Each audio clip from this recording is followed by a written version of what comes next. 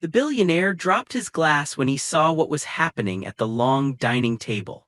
The three little girls who were supposed to be hooked to machines in the hospital wing were sitting there in their tiny pajamas, no IV lines in their arms, no monitor stands beside them. The tubes that were always taped to their hands were gone.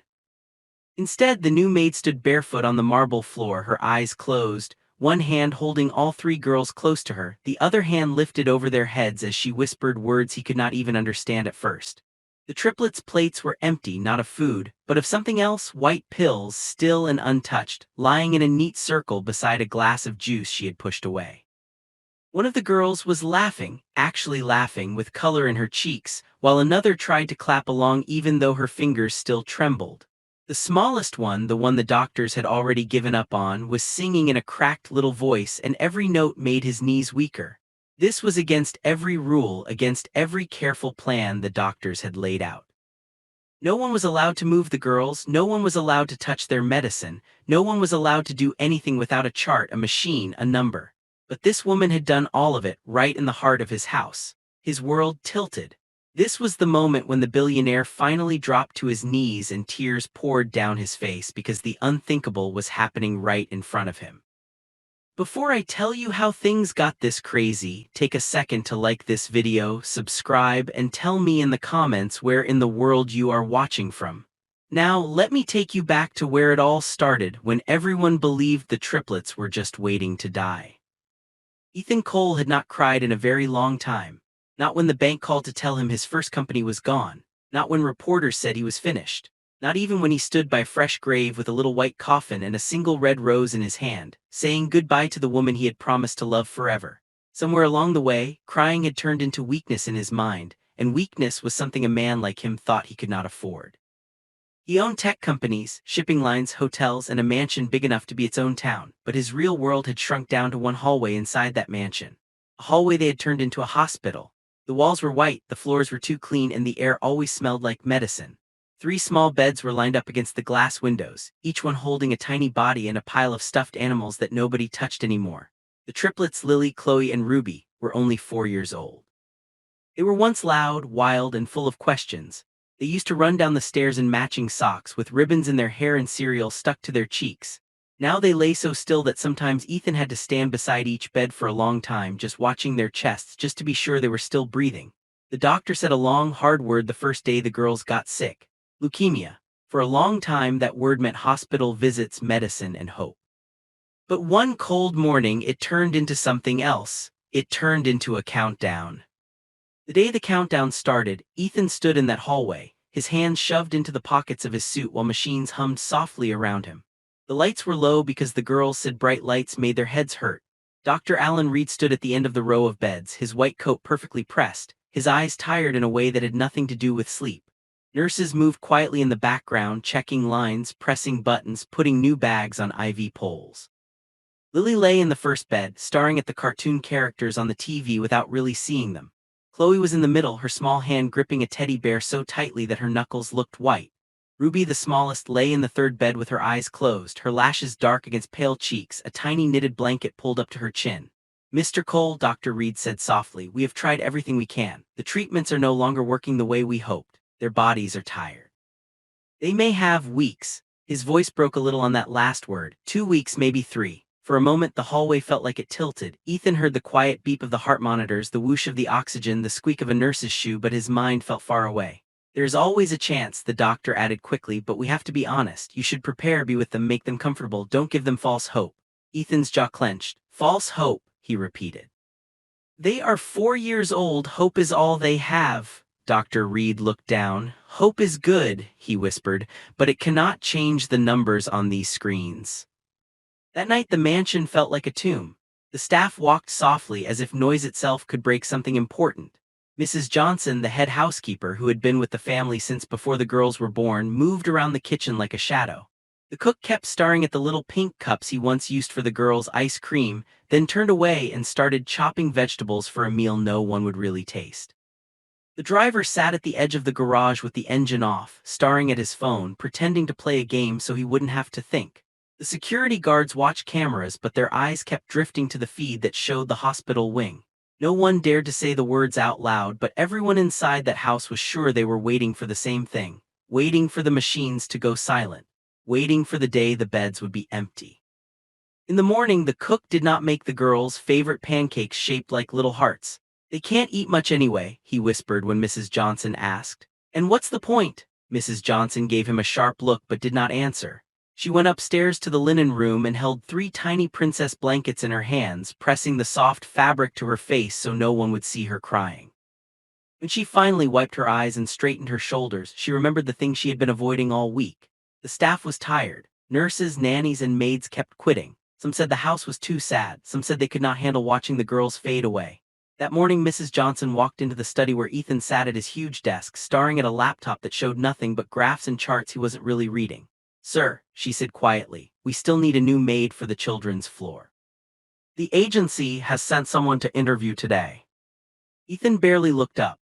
"Another one," he muttered. "They never stay." Mrs. Johnson held her hands together tightly. "We still have to try," she said. "We can't leave the girls' rooms unattended. The nurses do the medical work, but someone has to clean, change sheets, wash clothes, pick up toys." The last girl left without even taking her pay. Ethan shut the laptop with a snap. "Fine," he said. "Send her to the kitchen. You handle it." Mrs. Johnson hesitated. "With respect, sir. She asked to see you. She said she won't take the job unless she meets the father." Ethan frowned. "The father," he repeated like it was a strange word. "She said that?" "Yes, sir," Mrs. Johnson said slowly. "She said she needs to look into your eyes before she decides if she can work here." That sentence annoyed him, but it also pulled on something small inside his chest. Most people wanted to work for him because of his name, his money, his power. They wanted to be near him, to impress him. No one had ever said they needed to examine his eyes before deciding. "Fine," he said again, sharper this time. "Send her in. Let's get this over with." When the door opened, Ethan expected to see someone nervous and shy, clutching a handbag and staring at the floor. Instead, a young woman stepped into the room and closed the door gently behind her. She wore a simple gray dress and clean white sneakers. Her hair was pulled back into a low bun, and there were faint dark circles under her eyes, like someone who knew how it felt to stay awake night after night. She did not look like a nurse. She did not look like a woman who had gone to some big school far away. But there was something about the way she stood, straight, quiet, steady, that made the room feel different. "Good morning, Mr. Cole," she said. Her voice was soft, but it did not shake. "My name is Megan. The agency said you need help on the children's floor." Ethan watched her for a long second, trying to decide if she was like everyone else. Someone who would last a day and then disappear as soon as she saw the machines and the pain. "We don't need help," he said at last. "We need people who don't run." She did not flinch. "I don't plan to run," she answered. "But I won't lie to the girls. That's why I needed to see you." Mrs. Johnson, standing in the corner, shifted nervously. "Megan," she whispered, "Mr. Cole is very busy." Ethan raised a hand to stop her. "You wanted to look into my eyes," he said slowly. "So look." For a moment the room went very quiet. Megan lifted her gaze and met his. She did not stare at his expensive watch or his suit or the big painting hanging behind him. She just looked at his eyes. They were sharp, tired, and guarded. She saw anger there and fear and something else hiding beneath all of it, panic. "I wanted to know if you're finished," she said in that same soft voice. Ethan's eyebrows drew together. "Finished? Finished fighting for them," she replied. "The agency said the children are very sick, that people come and go, that the house feels like a hospital that is waiting for something to end. Before I step into that, I need to know if their father has completely given up hope." Mrs. Johnson's hand flew to her mouth. Nobody talked to Ethan like this. Not the board members, not the doctors. Not the staff. Ethan stood up so fast his chair rolled back and hit the bookcase behind him. "You don't know anything about my hope," he snapped. "I have spent more money on treatments than most people will ever see in their lives. I built a hospital wing inside my own home.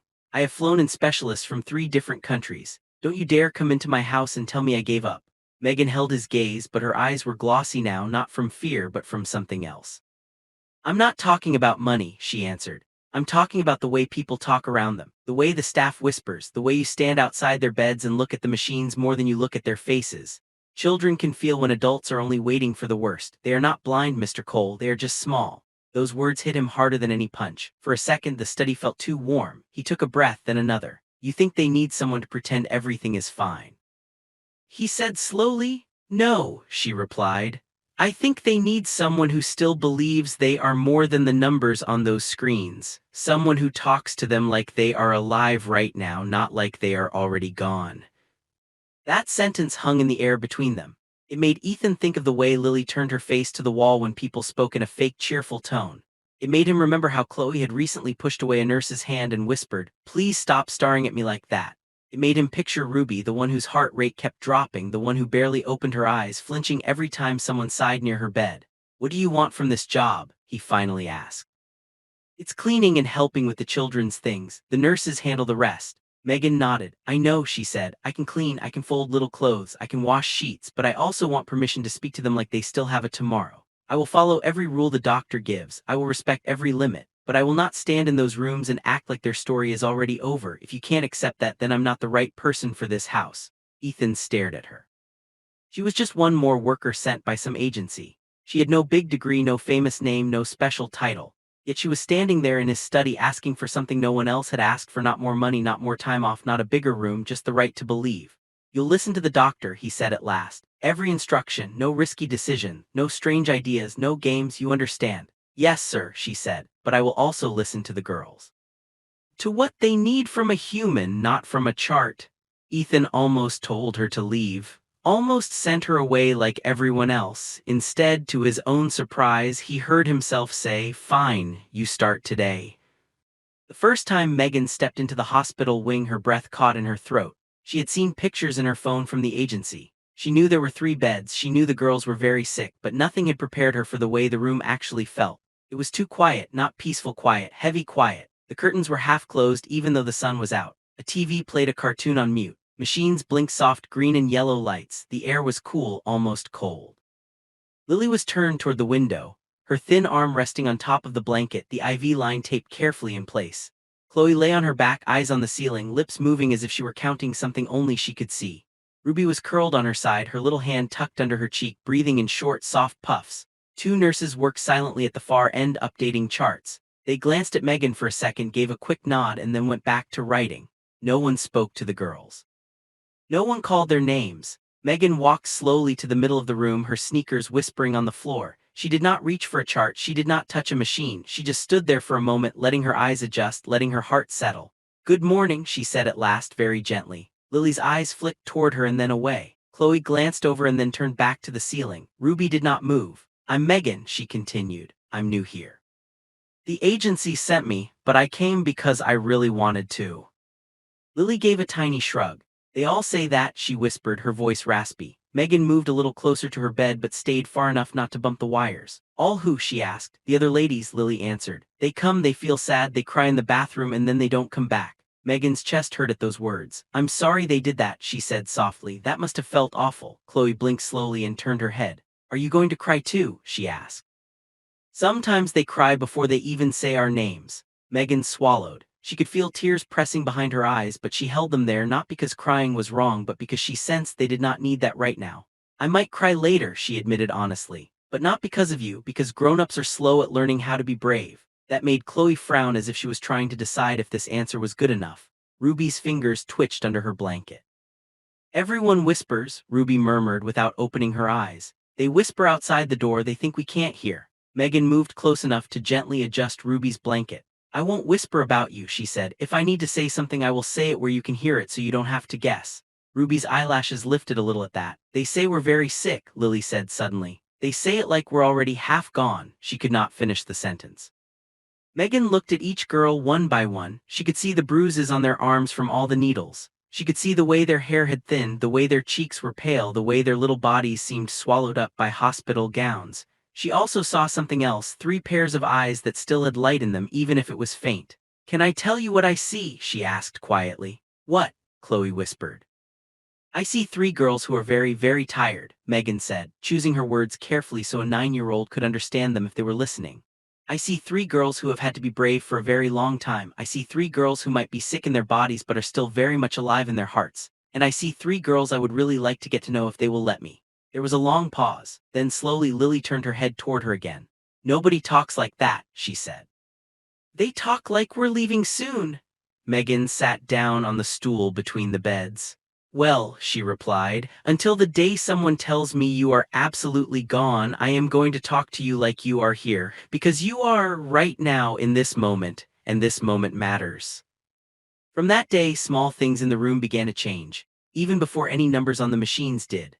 The next morning, Megan arrived with a small basket of colored paper butterflies she had cut by hand the night before.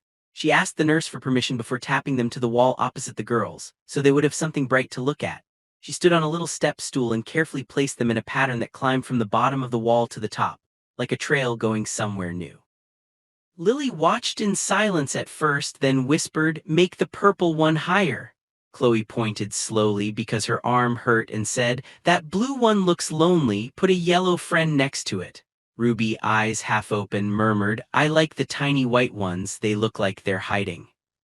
Megan obeyed each request as if she were hanging priceless artwork. She did not tell them to save their energy. She did not tell them not to bother. She treated their opinions like they mattered. When Ethan passed by the glass window later that afternoon, he stopped. He saw the butterflies. He saw Lily pointing weakly at the wall, Chloe moving her lips as if nomming the colors, Ruby's hand barely lifting to trace one butterfly in the air.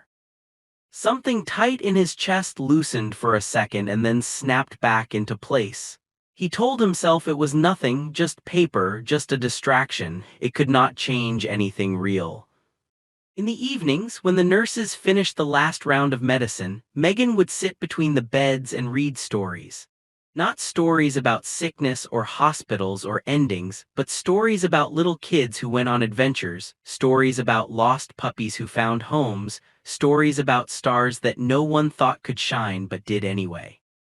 Sometimes she made up stories using the girls' favorite toys as characters, giving them silly voices and making them laugh until the monitors showed their heartbeats speed up a little.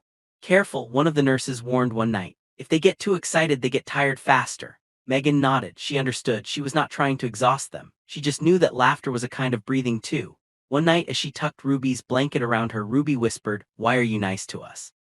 You don't even know us." Megan hesitated. She could have given a simple answer, but something in Ruby's eyes, some old sadness that did not belong in a 4-year-old's face, made her speak the truth.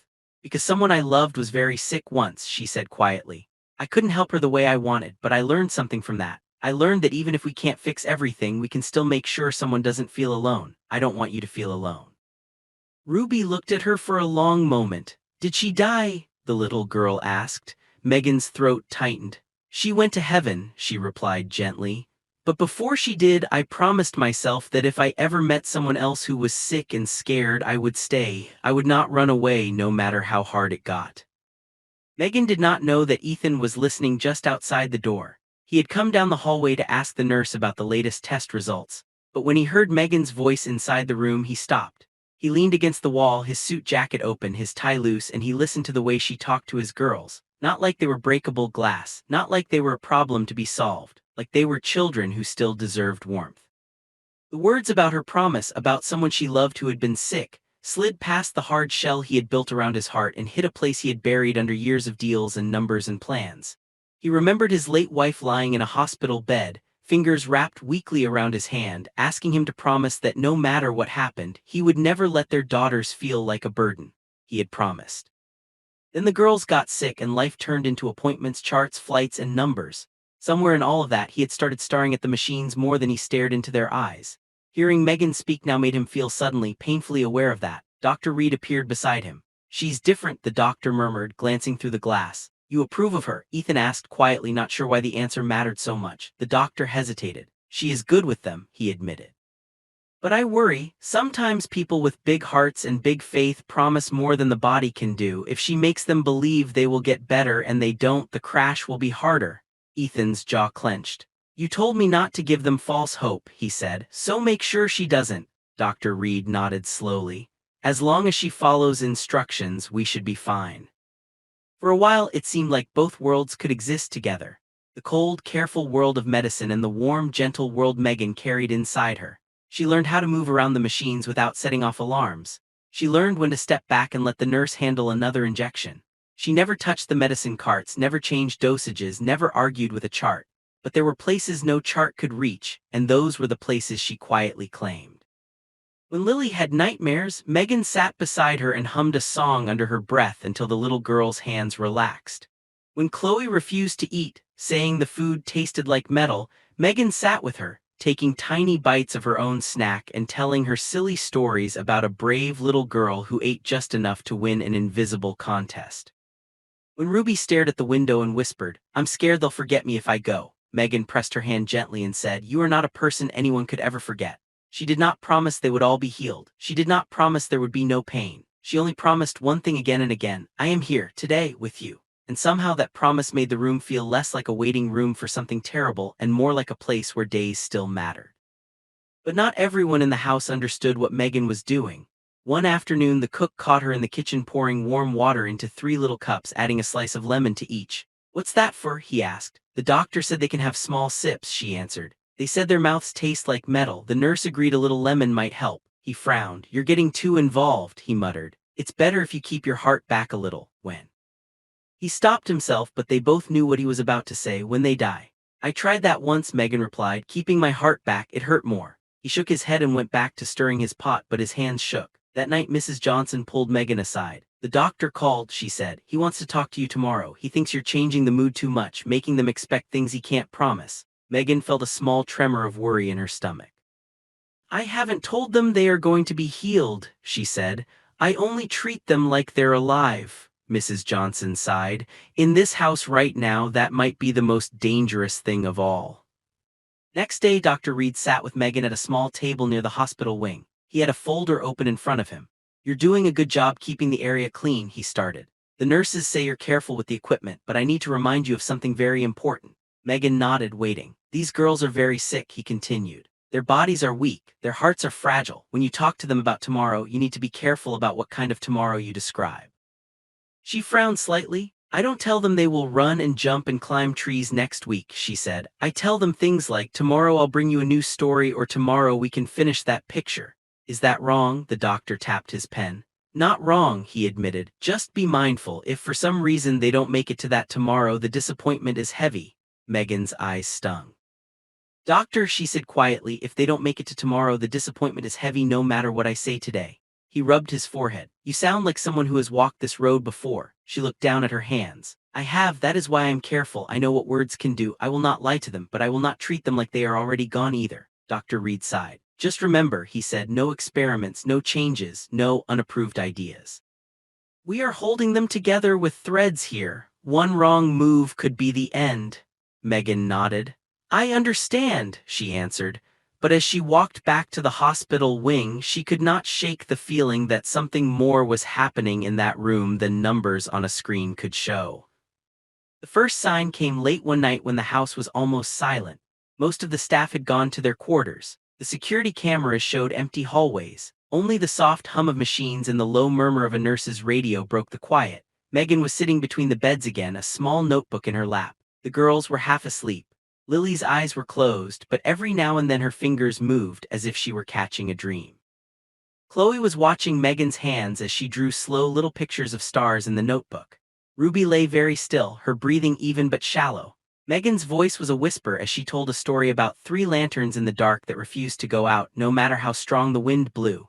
Suddenly, one of the machines gave a soft beep that was different from the usual rhythm. The nurse looked up, frowned, and came over to check. She stared at the numbers for a moment, then leaned in closer. "That's strange," she muttered. "What is it?" Megan asked quietly. "Her levels," the nurse said, eyes still on the screen. "They're better, not perfect, but better than they've been at this hour in weeks." She checked the chart again. The pattern was clear. The girls' bodies, which usually dropped into a dangerous zone late at night, were holding a little stronger. The nurse called another nurse over. They checked the wires, the tubes, the machines. "Maybe it's an error," one said. "Maybe a sensor is loose." But everything was in place, everything was working. On the other side of the glass, Ethan, who had been packing the hallway, saw the commotion and hurried over. "What's happening?" he demanded, his voice low but sharp. The nurse turned to him, her eyes wide. "Their numbers are up," she said. "Just a little, but enough for all 3. This doesn't usually happen at this time of night." Dr. Reed arrived a few minutes later, pulling on his coat.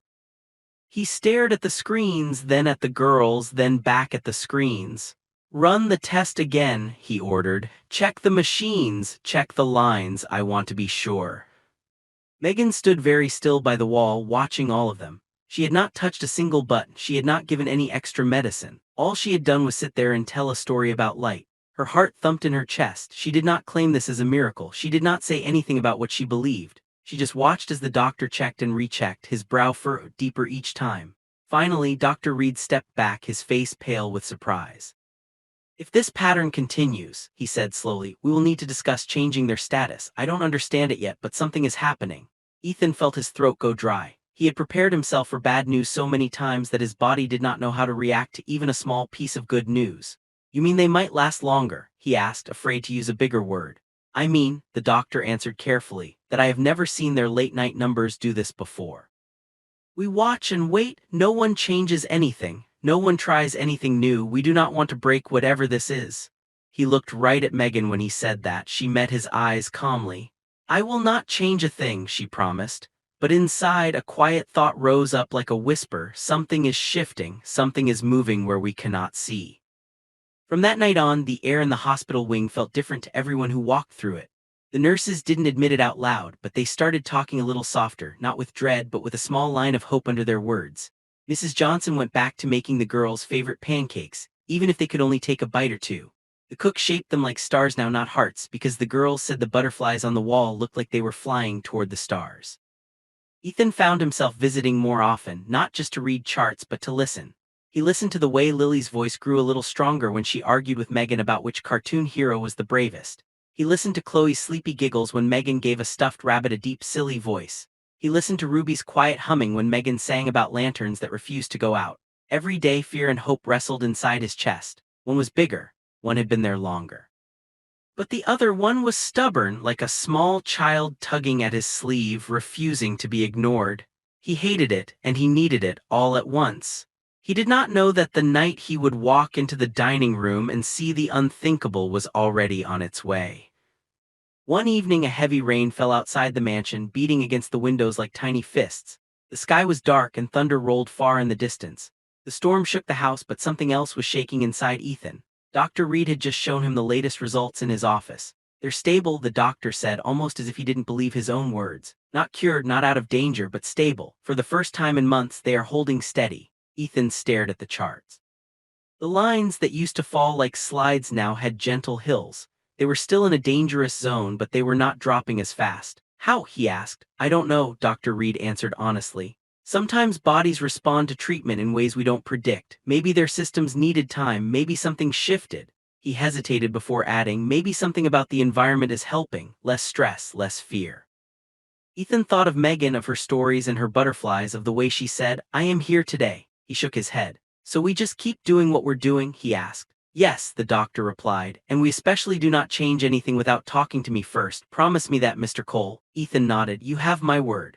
But storms do not always listen to promises, and neither do hearts that have been stretched to the edge. Later that same night, when the rain had calmed to a steady whisper, Ethan woke up with a strange feeling. It was not a sound that woke him.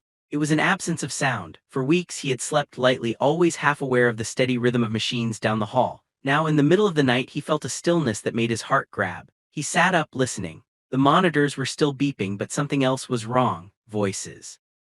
There were voices coming not from the hospital wing but from the other side of the house. Soft, high voices, children's voices, and one older voice steady and low. For a second he thought he was dreaming. The girls could barely sit up, let alone wander around the house. But he heard it again, a little giggle, the scrape of a chair on tile, a whisper like, "I'm tired but I like it." Ethan threw on his robe and hurried out of his room, his bare feet nearly slipping on the polished floor. As he rushed down the hallway, lightning flashed outside, throwing quick white light across the walls. The voices grew clearer as he reached the front of the house near the dining room. His heart pounded. This was wrong. Every rule said the girls had to stay hooked up, had to stay under constant watch. If someone had moved them, it could be deadly. When he turned the corner and saw light streaming out from under the big wooden dining room door, his breath caught. He grabbed the handle, swung the door open, and froze at the sight before him. His triplets were there, not lying in beds, not surrounded by machines, sitting at the long table with their legs dangling off the chairs, cheeks flushed, eyes bright. The medicine cups were pushed aside, and the new maid stood in front of them, doing something that would change all of their lives. Ethan's knees went weak and he felt a shout rising in his chest, but it got stuck in his throat as his brain tried to understand. This was beyond a butterfly on a wall. This was beyond a story or a song. This was the unthinkable, and it had just begun. Ethan felt like the floor moved under him as he stared at the scene in front of him, his mind racing to catch up with what his eyes were seeing, because it made no sense at all that his three little girls, 4 years old and barely able to sit up in bed most days, were now sitting at the long dining table in their tiny soft pajamas, their bare feet swinging above the polished floor, their cheeks just a little pink, their eyes brighter than he had seen in months, and right in front of them. On the white tablecloth, lay a neat row of untouched medicine cups and small white pills that were supposed to be swallowed hours ago.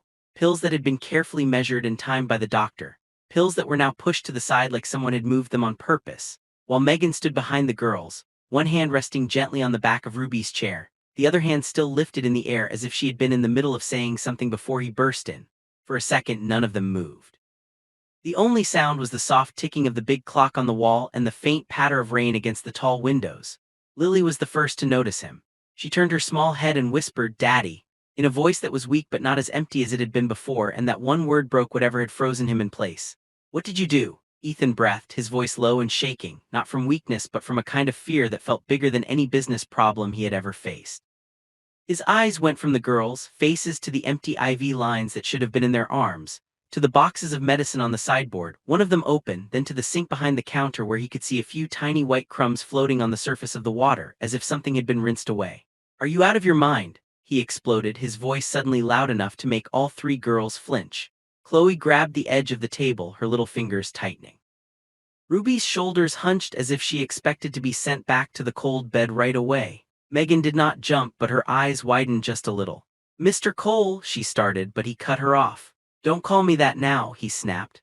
"You moved them, you unhooked them, you changed their schedule, you touched their medicine, you broke every rule the doctor gave us. Have you any idea what you've done?"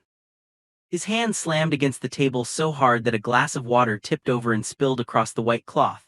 But instead of crying or yelling, Lily reached over with her thin little hand and tried to catch the water with a napkin, as if she wanted to fix everything the way she always tried to fix her sister's toys. "Daddy, we're okay," she whispered. "I'm sitting, look." The strange thing was, she really was. She was not slumped back with closed eyes. She was sitting straight, her small shoulders shaking a little but still holding. Before Ethan could say another word, the door behind him flew open and one of the night nurses rushed in, her face pale as she took in the scene, the girls out of bed, the empty spaces where the machines should have been, the medicine cups, the tall man with wild eyes, and the maid who was supposed to simply change sheets and fold clothes now standing in the middle of what looked like a disaster. "Megan, what have you done?" The nurse gasped, hurrying to Ruby's chair and pressing two fingers to her small neck to check for a pulse, then placing a hand against Lily's forehead, then Chloe. "Where are the lines? Where's the monitor?" Ethan pointed a shaking hand at Megan. "She unhooked them, brought them all the way down here, and then," his voice broke, "and then she took their pills and washed them down the sink." The nurse's head snapped toward the counter where the open pill box sat, her eyes flooding with horror. "Those doses are carefully measured," she whispered. "We don't skip them, we don't throw them away, you could have killed them." Megan's jaw trembled for the first time, but she did not look away. "I did not throw all of them away," she said, her voice soft but firm. "I followed the schedule until tonight. Tonight I did something different but not careless. Please let me explain before you call the doctor." Ethan let out a sharp laugh with no humor in it. "Call the doctor," he repeated. "You think we're not going to call him? You think this is a small mistake?" He pulled his phone from his pocket with shaky hands and dialed. "I'm done listening to stories and songs," he snapped. "You went too far, you played with their lives." While he waited for the doctor to answer, Megan walked slowly around the table and knelt on the floor so she could be on the same level as the girls. She did not touch them this time. Her hands rested on her knees, open and empty. "Girls," she said softly, "I want you to listen carefully. You did nothing wrong. You followed what I asked you to do. If anyone is in trouble, it is me, not you. Do you understand?" Chloe swallowed hard, her eyes huge. "Are they going to send you away?" she whispered. "Because of us," Ruby's chin wobbled. "I don't want you to go," she said, and the way her little voice cracked made the nurse's eyes close for a second as if she could not bear it. Megan forced a small smile. "Right now we're just going to tell the truth," she answered. "No one has to hide anything, and no one will blame you, that's my promise." Ethan finished his call and shoved the phone back into his pocket. "He's on his way," he said tightly. "And if any of them so much as faint before he gets here, I will personally make sure you never work in any home or hospital again." His threat hung heavy in the room. Megan stood up slowly and faced him. Her hands were shaking a little, but her eyes were clear. "You can do whatever you want with my job and my name," she said. "You can fire me, you can report me, you can hate me, but please don't say I wanted to hurt them. I would never do that." The nurse gently helped the girls down from their chairs and guided them to a small padded bench near the wall, away from the spilled water, away from the sharp edges of fear. Their steps were slow and unsteady, but they were walking, really walking. Ethan could not stop noticing that even while he was furious. Ruby wobbled halfway across the room, and without thinking he rushed forward and scooped her up in his arms, expecting her to feel light and limp. She was still light, but there was a little strength in the way her arms clung to his neck. She pressed her head against his shoulder and whispered, "Daddy, I just wanted to smell dinner like before," and those simple words struck him harder than any accusation. "You should have asked," he murmured, his voice rough. We could have." He did not finish because he knew the truth. He would have said no. He would have listened to the charts, the schedules, the fear, and said no. He had not even thought of letting them see the dining room again. That was part of what hurt.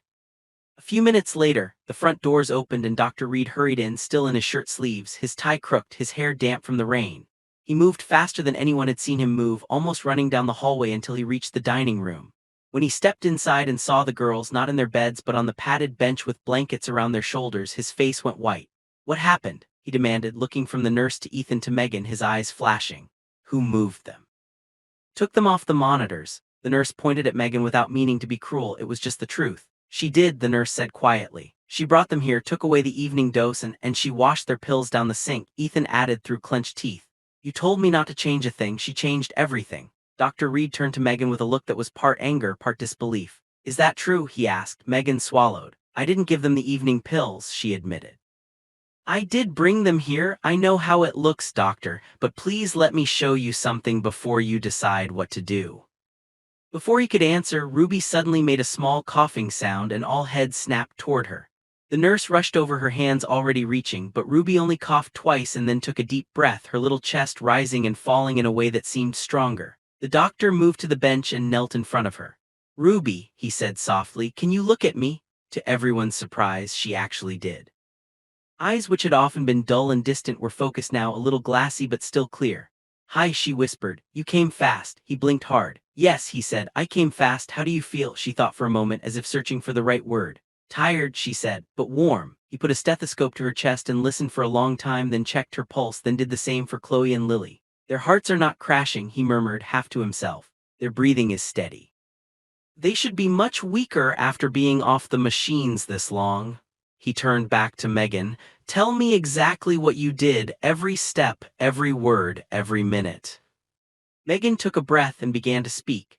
"I did not decide this in one moment," she said. "For days I watched them sleep with fear on their faces. I watched the numbers drop at night and climb a little in the morning. I followed every instruction you gave me. I did not touch their medicine schedule. I did not move them without asking the nurses. But something else was happening that no one was writing down." She glanced at the girls, then back at him. "Every time someone came in and whispered and sighed and said, 'We're just making them comfortable now,' their faces fell. Every time someone looked at the machines instead of their eyes, they looked away like they had done something wrong. They stopped asking for stories about tomorrow. They stopped asking for pancakes or toys. They started saying things like, 'Don't bother, we won't be here.'" Her voice trembled, but she pressed on. "Last night when you saw their numbers rise, you said not to change anything. I obeyed. I did not change anything medical, but I prayed. I stayed awake after my shift and I prayed in the hallway the way I used to when someone I loved was sick. I asked God to show me if there was something else I could do that would not harm them, something that could give their hearts a reason to fight, not just their bodies, their hearts." Ethan sighed impatiently. "We don't need stories about your prayers," he snarled. "We need facts. Did you or did you not pour their pills down the drain?" Megan met his gaze without flinching. "I poured tonight's pills down the drain," she said. "Yes, I did not do it to defy you. I did it because I believed their bodies could not handle more poison tonight." The nurse sucked in a breath. Dr. Reed's eyes flashed. "That poison is part of their treatment," he said sharply. "Without it, the disease will spread faster. You had no authority to make that call. You are not a doctor." Megan nodded. "You're right," she said. "I am not, but I am the only one who was with them when Ruby woke up shaking 2 nights ago, whispering that her bones were screaming. I am the one who had to hold her while the medicine made her stomach twist. I am not saying your treatment is wrong. I am saying her little body was begging for a pause." She looked down at her hands again. "So I took a risk. Not behind your back forever, just for one night, one skipped dose. And I brought them here not for a party, not to pretend they were healthy, but to remind them of something." Dr. Reed folded his arms, trying to gain control of the shaking inside him. "Remind them of what?" he demanded. Megan turned and looked around the dining room. "This room is where they used to live," she said quietly. "Not the hospital wing. This room is where they had breakfast with their mother, where they argued about syrup, where they spilled milk and laughed. This is where they saw their father smile, not just rush past with his phone. The hallway outside their beds is full of fear now. This room remembers joy." She moved to the table and picked up one of the small plates she had set out earlier, the ones that now had crumbs from soft bread on them. I asked the cook to make something gentle for their stomachs, she explained. A plain slice of toast cut into tiny squares, no heavy food, no sugar, just something they could touch, smell, and maybe taste. When I brought them down here, I walked very slowly. The nurse on duty watched me the whole time. I did not run. I did not yank their hands. I let them stop and rest as often as they needed. We sat at the table for a few minutes. I let them look around. I asked them to tell me what they remembered from before they got sick. They talked about pancakes, about their mom's perfume, about the sound of their dad's laugh. Her voice broke for a second at that because she had never seen him laugh. Then we pushed the medicine cups away, she said, and I asked them to put their hands together and I prayed aloud. I asked God to do what the medicine could not do, not instead of it forever, but in addition to it. I asked him to breathe life back into places that were shutting down. I asked that, if this was their last night, it would be one of peace, not fear. The room was dead silent. Even Ethan, who thought he was done listening, found himself hanging on every word. The storm outside had faded to a soft whisper, as if the sky itself were listening. I know you do not like this, Megan continued, looking at the doctor now. I know it sounds foolish to risk one skipped dose. I know you will probably fire me. Maybe I deserve that, but look at them. She pointed gently toward the bench. They walked here. They are sitting up. They are not gasping or fainting. Ruby is not curled into a ball. Chloe is not staring at the ceiling. Lily is not asking if it is wrong to ask for anything. I do not claim a miracle. I do not claim to understand what is happening. I only know that tonight, for the first time in a very long time, they felt like they were in their own home again, not in a waiting room for death. Dr. Reed turned toward the bench again, his eyes narrowed, not in anger now, but in deep thought. He approached Lily and asked her to hold out her hand. She did. It trembled, but there was strength in the tremble. He pressed against her palm and watched how she pushed back just a little. He did the same with Chloe, then Ruby. I will need to run tests right away, he murmured. We need to check their levels after missing that dose. We need to see if the disease has spread, if anything dangerous is happening under the surface. He straightened, looking at Ethan. We will move them back to the hospital wing now, carefully, slowly. Ethan nodded, but his eyes stayed on Megan. Whatever the results say, he said in a low, hard voice, this can never happen again. Do you hear me? You don't touch their medicine without permission. You don't move them without a doctor's approval. No more risks. I hired you to help, not to play with their lives. He wanted to believe that was all he felt: anger, betrayal. But there was something else in his chest too, something harder to name. The memory of the way Ruby's arms had wrapped around his neck, a little stronger than before, and the way Lily's voice had sounded when she whispered, "We're okay." As the nurses gently guided the girls back toward the hospital wing with Dr. Reed beside them, checking monitors he had brought on a small rolling cart, Ethan stayed behind for a second in the quiet dining room with Megan. The room smelled faintly of toast and lemon, but under that was something else, something warm and familiar he could not quite place. Why did you risk your job for this? He asked suddenly, turning to her. You could have just kept doing what you were told, getting your paycheck and walking away when he could not finish.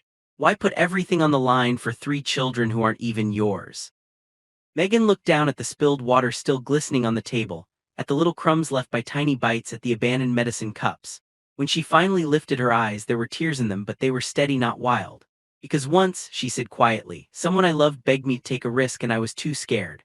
I listened to rules and charts instead of my own heart. I watched her spend her last week in a room that smelled like soap and fear instead of the garden she loved. I would give anything to go back and roll her bed outside, even if the nurses yelled, even if the doctor frowned, even if it was only for an hour. I can't change that, but I can choose differently now. Ethan stared at her, a slow, painful understanding rising like a tide. A sister, he asked. Your mother, she shook her head. My little cousin, she said. She was 5. She used to say she could hear the flowers singing. When she got sick, I promised I would take her to see the park one more time. I didn't. I was too afraid of doing something wrong. Her voice dropped to a whisper. I still see her face when I close my eyes. I still hear her asking if the flowers missed her. When I looked at your girls tonight, I saw the same look. I couldn't ignore it again. Before Ethan could answer, the nurse's voice called from down the hall. Mr. Cole, doctor wants you in here. The tension in her voice made his heart jolt.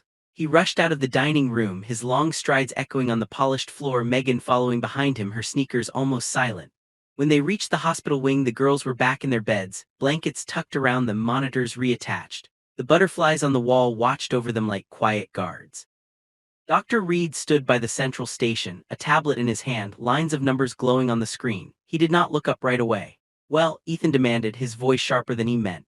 Did she ruin everything with her risk? Are they worse? The doctor slowly turned the screen so they could see. I ran the fastest tests I could, he said. We'll need more detailed labs in the morning, but these first results are confusing. The lines that showed their vital signs were not perfect. They were still fragile, still in a zone that would make any normal parent worry. But they were not dropping, not the way they usually did at this hour. In some places, they were slightly better than the charts from the last 3 nights. It doesn't make sense, the doctor admitted. Missing a dose should not improve anything. At best, it should keep things the same temporarily. At worst, he didn't finish. He tapped the screen. But look at their oxygen levels. Look at their heart rates. There is stress, yes, but there is also strength, more than before. Ethan stared, his mind spinning. So you're saying what she did helped? He asked, half angry, half hopeful. I'm saying, Dr. Reed replied slowly, that I don't know. We could be seeing a very small temporary boost. Adrenaline from the walk, emotional excitement. It might crash in a few hours. I can't call this safe. I can't call it wise, but I also can't deny what I'm seeing. He looked at Megan again. You took a risk without permission. That cannot happen again, ever. But I also have to admit something. Whatever you did tonight, combined with everything we've been doing medically, seems to have stirred something in them. He sighed, rubbing his temples. Medicine does not always have neat answers. Sometimes all we can do is watch, measure, and adjust. Starting tomorrow, we will review their treatment very carefully. Maybe the dosage needs to be reduced. Maybe their bodies need a different rhythm. I will decide that, not you. Understood? Yes, doctor, Megan said. I understand. As the night deepened, the house settled into a strange new quiet. Not the heavy, hopeless silence from before, but the careful stillness of people waiting for a verdict. The security guards checked the cameras more often. The cook stayed up late in the kitchen, pretending to clean while he really just watched the clock. Mrs. Johnson sat on the edge of her bed with a folded blanket in her lap, whispering a prayer of her own. Up in his room, Ethan stood at the window, staring out at the dark sky, the city lights far away, and his reflection in the glass. His own eyes looked tired and older, but there was something different in them tonight, confusion and anger, yes, but also a question he was almost afraid to ask out loud. What if I am the one who gave up too soon? The thought scared him. It also made him feel strangely weak. He had built his life on numbers and control. Now some maid with a notebook and paper butterflies was forcing him to look at things he could not put on a graph. He turned away from the window and headed back toward the hospital wing. Sleep was impossible. When he stepped into the hallway, he saw Megan sitting on the floor just outside the glass wall, her back against the cold surface, her knees pulled up, her hands folded on top of them. She was not looking at her phone or reading a book. She was simply watching the girls through the glass, her eyes soft, her face pale from the long night. Why aren't you in your room? He asked quietly, surprising himself with the softness of his tone. She shrugged a little. I told them I'd stay close, she said. In case they woke up and were scared. I know I'm technically off my shift now, but I don't feel right leaving. He studied her for a moment. You're not paid for this hour, he pointed out. I know, she said. That's not why I'm here. They were both silent for a time, watching the gentle rise and fall of 3 small chests under 3 small blankets. If they get worse, he said suddenly, his voice barely above a whisper, I won't be able to forgive you. I understand, she replied. If they get better, he added, I won't know how to forgive myself. Her head turned sharply, surprise in her eyes. For what? For not seeing what they needed sooner, he answered, his jaw tight. For letting fear turn their home into a graveyard before they were even gone. Before she could answer, a small movement inside the room caught their attention. Chloe was stirring, her little face scrunching up as if she were having a bad dream. Megan stood up quickly. Should I go in? She asked. Ethan hesitated for a second, then nodded. Go, he said. If she asks for you and you're not there, she'll be disappointed. The door hissed softly as Megan stepped into the room, moving gently between the machines until she reached Chloe's bed. Hey, she whispered, touching the rail lightly. You're okay. I'm here. Chloe's eyes fluttered open. Did they send you away? She mumbled, still half asleep. No, Megan said with a soft smile. I'm right here. How do you feel? Chloe thought for a moment. My legs feel funny, she said, like they want to move more. Megan's heart jumped. That could be a good sign, she said. We'll let the doctor check in the morning. For now, close your eyes again. Try to rest. Chloe's eyelids dropped, but before she drifted off, she whispered, Thank you for letting us smell dinner. It smelled like mommy. Those words curled around Ethan's heart like a hand. He pressed his forehead against the glass for a second, trying to breathe. In that moment, the story became about more than medicine and risk. It became about memory and promises kept or broken. He remembered his wife, her quiet laugh, the way she used to stand at the head of that same dining table, pouring juice into 3 tiny cups, kissing each girl's hair as she passed. He remembered how she had squeezed his hand in the hospital years ago and said, Please don't let them grow up surrounded by fear. Let them laugh even if it hurts to watch. He had tried. Then the disease had grown louder than her voice in his mind.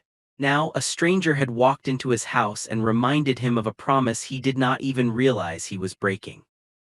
Morning came slowly with gray light pushing away the shadows. The storm had passed. Birds began to chirp outside the large windows, their tiny voices oddly cheerful for such a heavy house.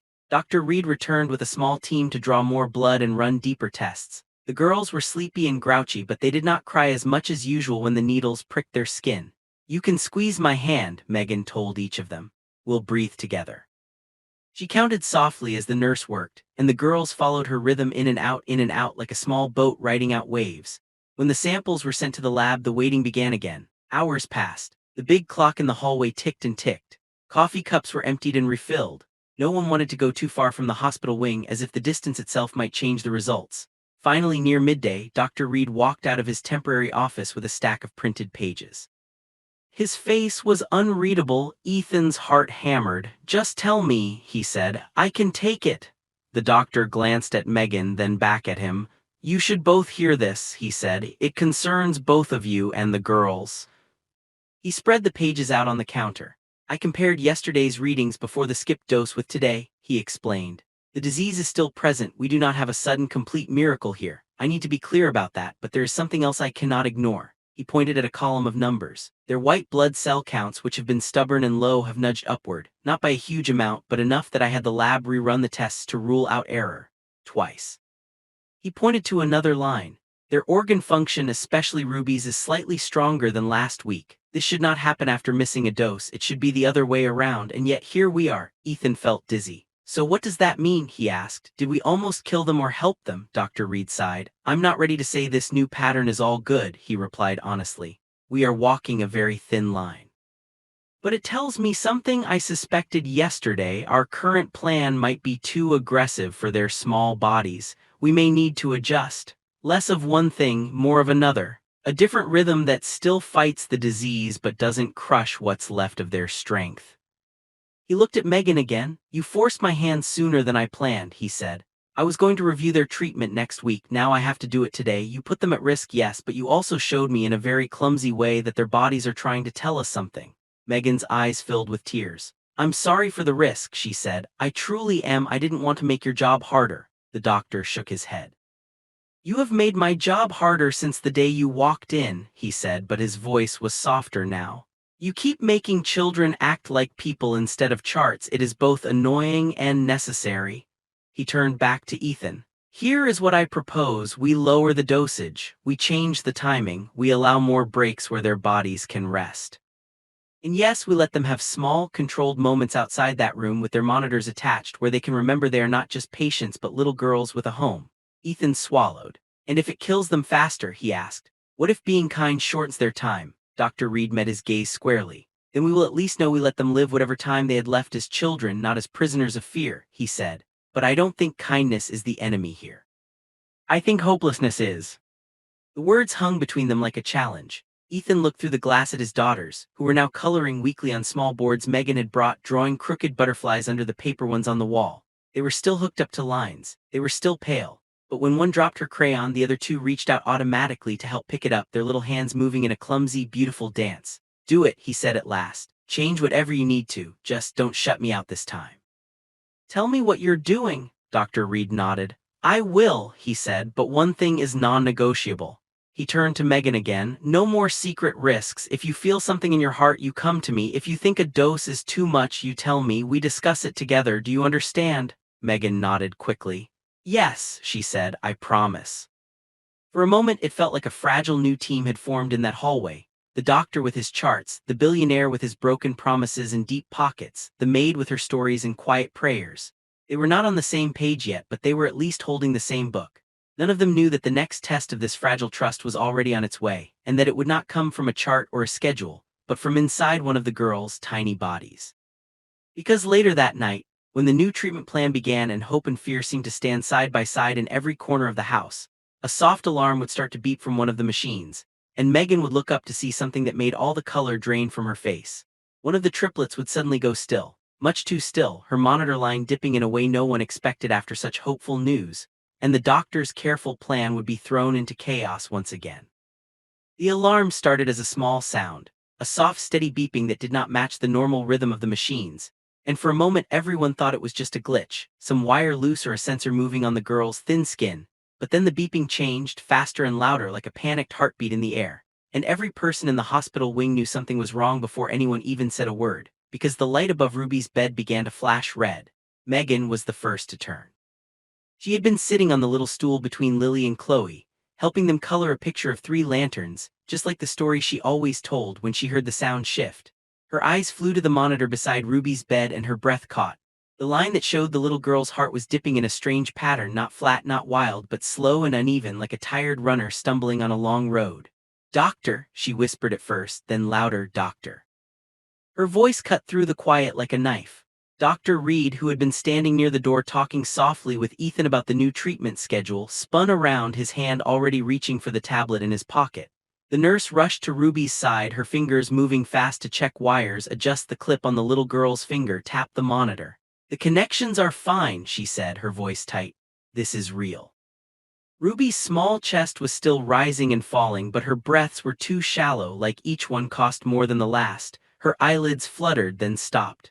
"Ruby, sweetheart, can you open your eyes?" Megan asked, standing now, her heart pounding in her ears. There was no answer. The tiny hand that usually reached for her when she came close lay still on the blanket. Dr. Reed moved to the bed in two long steps and checked the numbers, his face going serious in that way that made everyone else's stomach drop. "Her heart rate is dropping," he said quickly.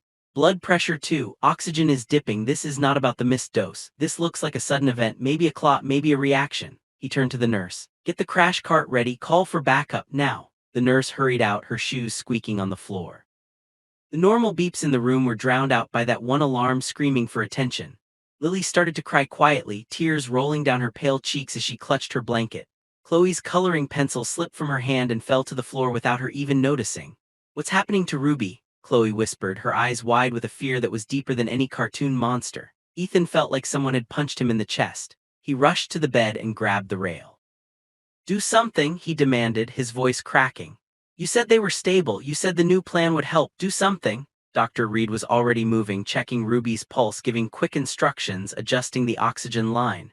"We are doing everything we can," he said sharply, not looking up. "But we may need more than this small wing can give. We might have to move her to the main hospital right now." Those words made Megan's stomach twist.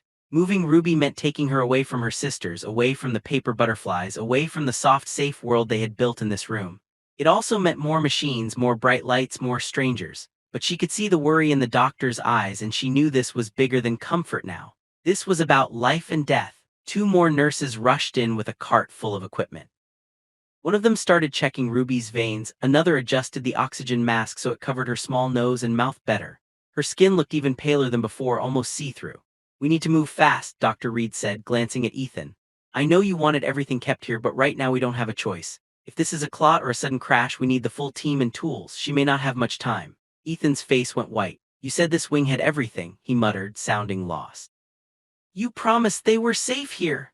"They are safer here than most places," the doctor replied sharply, "but I never promised we could fight every emergency in one room. I need your permission to move her now." Every second felt like a rope tightening. The monitor beeped again, slower.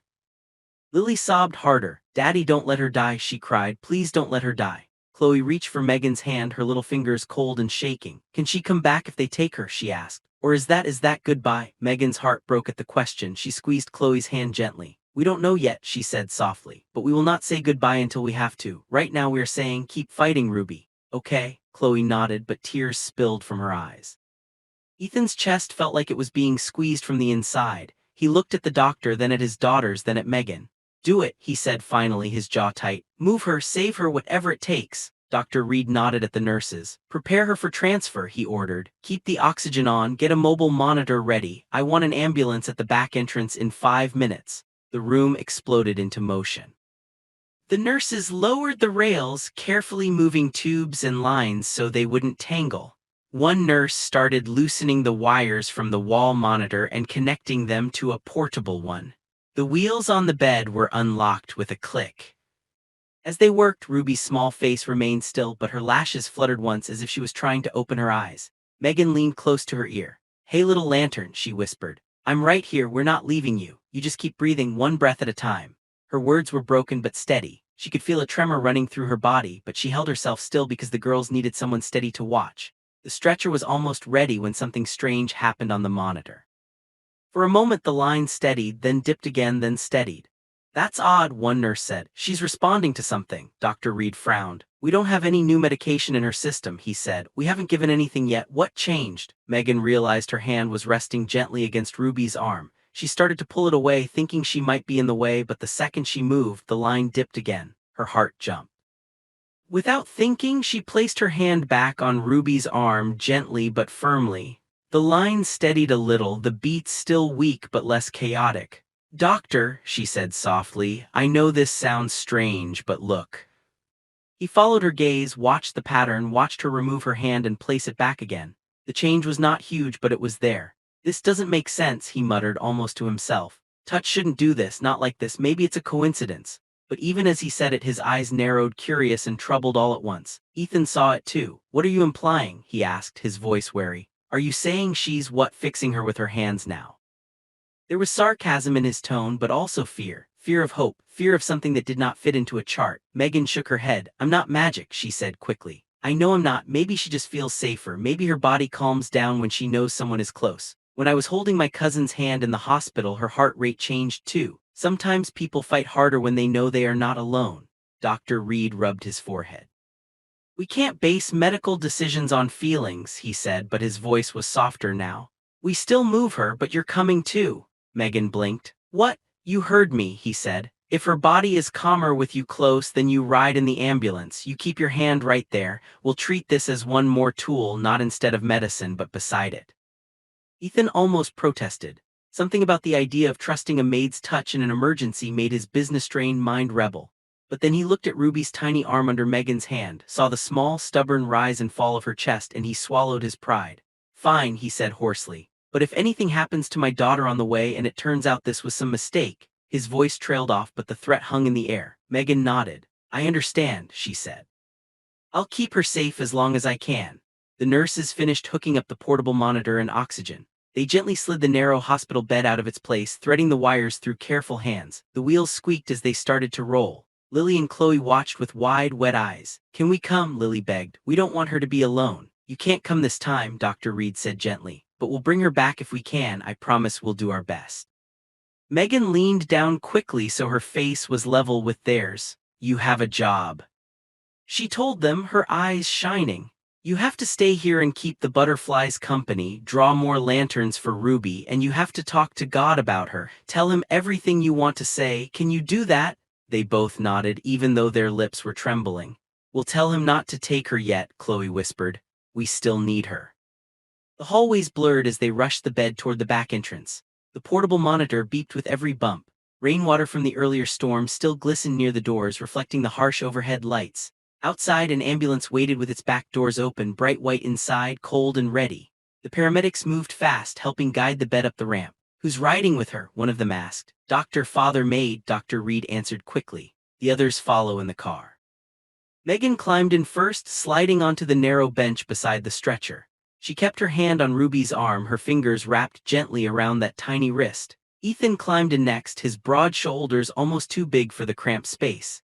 He sat at Ruby's feet, one hand resting near her ankle as if he wanted to hold her whole body. Dr. Reed took the last spot, checking the monitor again. The doors closed with a heavy thud, shutting them into a world of flashing lights and the smell of antiseptic and rubber. The engine roared to life. As the ambulance sped through the night, siren wailing, Megan felt every turn in her stomach. She kept her eyes on Ruby's face, watching for any twitch, any sign of change. "Hey little lantern," she whispered again and again. "It's just a ride. You're not alone. We're all here. Your dad is here. The doctor is here. I'm here. You just keep going in and out, in and out." She breathed with her, slow and steady, hoping her own calm would somehow reach the little girl. Ethan listened, his jaw clenched so tight it hurt. In all his life he had never felt so helpless. In business there was always something he could do: make a call, pull a string, sign a paper, fix a deal. Here he had nothing but his hands and his fear. "If she lives," he thought suddenly, "I will never pretend I did this alone." The thought shocked him. It was the first time he had fully admitted that all his money and power could not control this. That something else bigger, stranger, more mysterious was at work. He was not used to needing anything beyond what he could buy. But as he watched the small chest rise and fall, watched the numbers twitch on the screen, he found himself doing something he had not done since he was a child. He started to pray, not fancy words, not long speeches, just a simple, broken, please, please, please. At the hospital, everything blurred into motion. Bright lights, fast footsteps, doors swinging open and shut. They wheeled Ruby down a long hallway, her tiny body almost swallowed by the large bed. Doctors in different colored coats joined them, asking quick questions, scanning charts, calling out terms that sounded like another language. "We need imaging," one said. "Page the specialist," another ordered. They moved her into a big room full of machines, told Ethan and Megan to wait outside for a moment while they ran tests. The door closed in their faces with a soft click. Ethan pressed both his hands against it as if he could push through. "I hate this," he muttered. "I hate standing out here while she's in there." Megan leaned against the wall, her head tilted back, her eyes closed. She could still feel the ghost of Ruby's wrist in her hand. "Waiting is the hardest part," she said softly. "It makes every minute feel like a year." They sat in the hallway chairs, side by side but not touching, almost like strangers on a bus who had been forced into the same pain. Nurses passed by, sometimes glancing at them with sympathy, sometimes too busy to look up. The clock on the wall ticked loudly. After what felt like forever but was probably less than an hour, Dr. Reed stepped out, holding a new set of images in his hand. His face was serious but not broken. "We found something," he said. "It looks like a small clot." It moved into a dangerous place for a moment, slowed things down. "That's likely what caused the sudden drop. The good news is we caught it. We've started treatment to break it up. Right now her body is holding. She's still very weak, but she's here." Relief hit Ethan so hard he almost had to sit down again. His knees went weak. "So she's not dying right now?" he asked, like he was afraid to say it too loud. "Not right now," the doctor answered. "But this has shown us how close to the edge she really is. We're on a knife's edge, Ethan. One small thing can tip everything. That is both the danger and the strange gift. It means small good things can also tip things the other way." He glanced at Megan. "Her numbers did respond when you touched her," he admitted. "I'm still not ready to call it anything more than comfort and coincidence. But I also will not tell you to stop doing whatever you did to keep her calm. Sometimes the line between science and whatever else is out there is thinner than we think." They were allowed back into the room after a while. Ruby lay there, still unconscious but a little more stable, her monitor beeping at a more regular pace. There was a new IV line, a new machine humming softly beside her, delivering medicine that was supposed to break the clot and help her blood flow better. Ethan stood at the side of the bed, one hand resting gently on the blanket near her feet. "You scared me," he whispered. "You scared me more than any meeting, more than any deal. Don't do that again, okay?" His voice cracked on the last word. Megan moved to the other side and took Ruby's hand again. It was still small and cool, but there was a tiny bit more weight to it now, like the girl was holding on instead of falling away.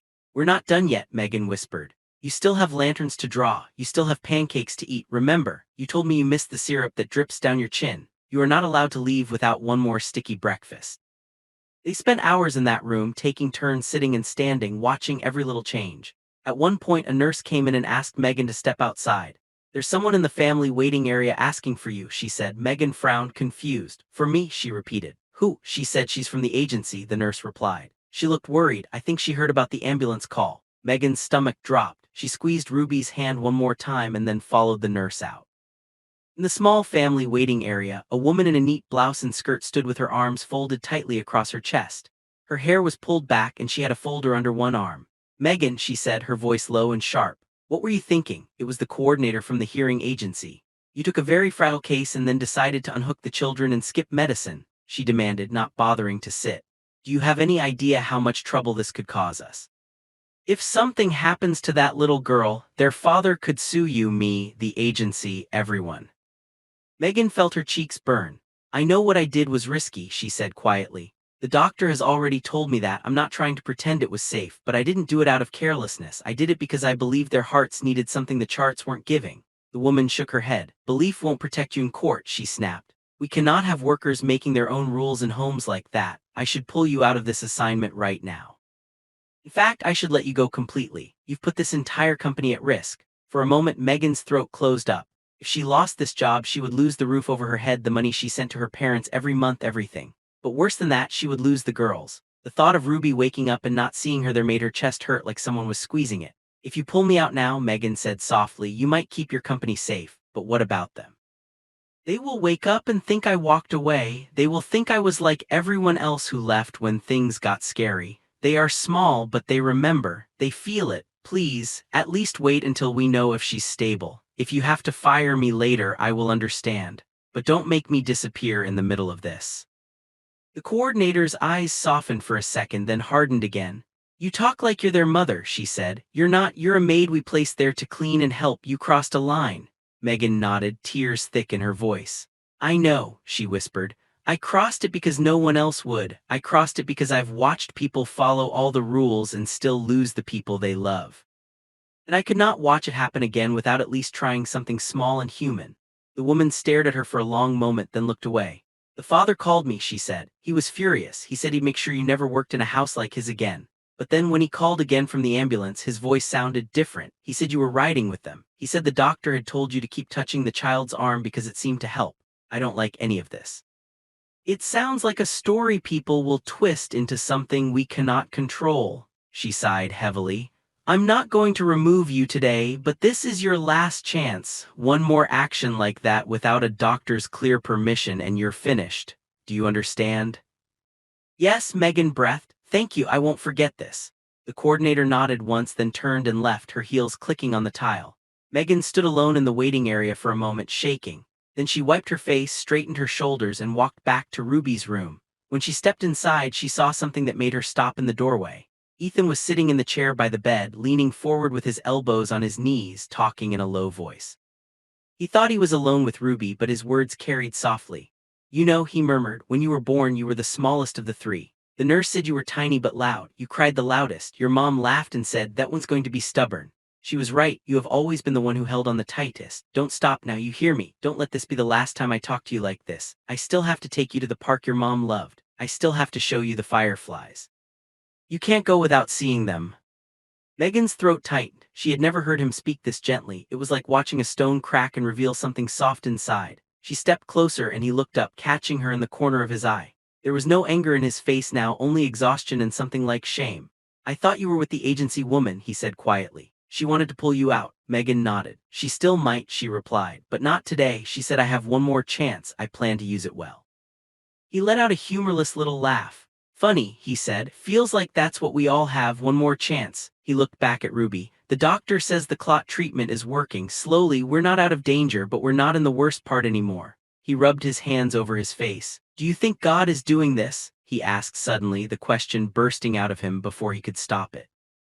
It was not a question he would have asked a year ago or a month ago or maybe even yesterday. But something about the way this night had gone, the way numbers shifted with touch, the way risk had not led to instant disaster had shaken him loose. Megan thought carefully before answering. "I think God is always moving," she said softly. "Through doctors, through medicine, through people who stay when things are hard. I don't understand why some lives are saved and others are.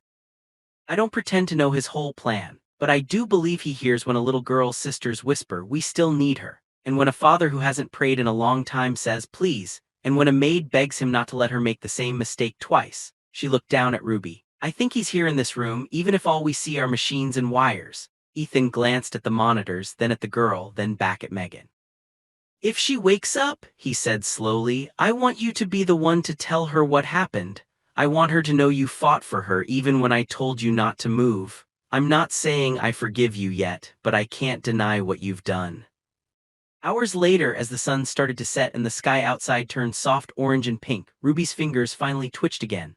Her eyelids fluttered once, twice, then opened a crack. Her eyes were hazy but alive. That one tiny movement felt bigger than any business deal Ethan had ever closed. He leaned in, his breath caught. "Hey, Bug," he whispered. "You took a long nap." Her lips moved. No sound came at first, then finally two faint words slipped out. "I came back," she breathed. Megan's hand flew to her mouth, tears streamed down her face. "Yes," she said, her voice breaking, "you came back." Ruby's gaze drifted toward her. "You promised," the little girl whispered. "You said you stay." "I meant it," Megan replied, choking back a sob. "I'm not going anywhere." For a moment it felt like the world had paused on a hopeful note. The doctor came in, checked the monitors, nodded slowly. "She's still very fragile," he warned. "The next days will be critical, but her body responded well to the treatment. We'll keep her here for close watch, then move her back home when it's safe." The idea of back home felt like a gift all by itself. Ethan nodded, his eyes shining. "Her sisters will go crazy when they see her," he said. "They've been drawing lanterns all afternoon." A small smile tugged at Megan's lips. "They did their job," she said. "They kept the butterflies company." But just as the air in the room began to relax, just as relief started to sink a little deeper into everyone's bones, a quiet knock sounded at the door. A hospital administrator stepped in, holding a folder and wearing that carefully calm expression that always meant trouble in grown-up conversations. "Mr. Cole," she asked, "we need to talk to you about something we found in the lab results. It's unusual." Ethan's stomach twisted all over again. "Is it about the clot?" he asked. "About the disease?" The woman hesitated, then shook her head. "Not exactly," she said. "It's about a match, a very rare one. It might change what we can do for your daughters, but it comes with a choice that will not be easy for you to make." She flicked a quick, unreadable glance at Megan, then back at Ethan. "We've never seen anything quite like this before," she added. "You'll want to sit down before you hear it." Ethan looked from the administrator to the bed where Ruby lay, breathing softly, then to Megan, whose face had gone pale. He had no idea that the next words out of this woman's mouth would tie his family to the new maid in a way none of them ever expected, and would force him to decide just how far he was willing to go to save all three of his girls. The room felt smaller as the hospital administrator stepped in, even though nothing had changed except the air, because she was holding a thin folder that somehow felt heavier than any of the machines humming around Ruby's bed. And when she said, "We found something unusual in the lab," every pair of eyes in the room locked on her at once, like all the hope and fear in that moment had chosen one single person to land on, and that person was her. Ethan straightened slowly from the chair by Ruby's feet, his hand still resting on the blanket, his knuckles white. Megan froze on the other side of the bed, fingers wrapped around Ruby's hand, feeling the small, steady beat of life pulsing under the fragile skin. Dr. Reed came closer, his expression turning from calm to sharp the way it always did when something important was about to happen. "What do you mean unusual?" Ethan asked, his voice low, tired, and tight. "Is it bad?" The administrator hesitated for just a second, then shook her head. "Not exactly," she said. "It could be very good, it could be the best news you've ever heard, but it comes with a price." That made Ethan's stomach twist. Nothing in his world came without a price. Deals, contracts, investments, everything always had a number at the end. He just wasn't used to that number being written in blood and bone instead of dollars. "Just say it," he demanded. "We don't have time for riddles." She opened the folder and pulled out a sheet of paper filled with lines and symbols that looked like nonsense to anyone who wasn't a doctor. "When Ruby was brought in with the clot, we ran extra tests," she explained. "We also compared her results with her last samples and with her sister's records.